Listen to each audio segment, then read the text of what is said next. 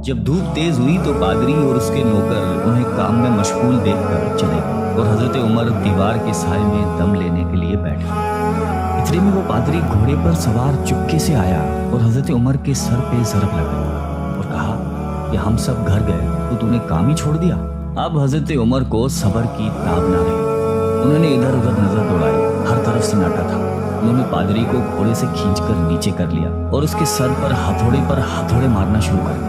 वो बहुत चीखा चिल्लाया लेकिन उसकी मदद के लिए कोई नहीं पहुंचा। हजरत उमर ने टूटी हुई दीवार का एक भारी टुकड़ा उठाकर उसके सर पे दे मारा। वो पहले ही जख्मी था, अब उसने दम दे दिया।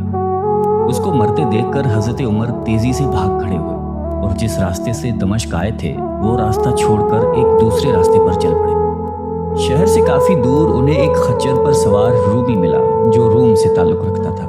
वो उनके साथ चलने लगा।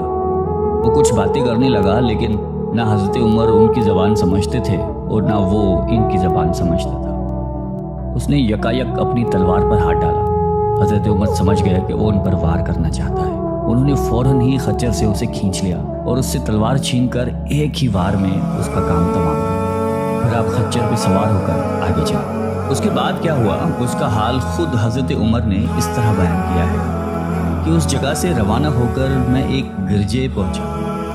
यहाँ ईसाइयों की एक जमात रहती थी। मैं गिरजे के अंदर दाखिल हुआ तो गिरजे में रहने वाले सब लोग मेरे इर्द गिर्द जमा हुए और मुझसे मेरे हालात के बारे में पूछ लिया। फिर वो अपने पादरी के पास मुझे ले गए।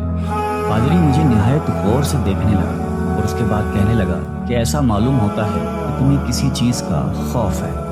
मैंने कहा कि तुमने कैसे अंदाज़ा लगा लिया कि मुझे किसी चीज़ का खौफ है।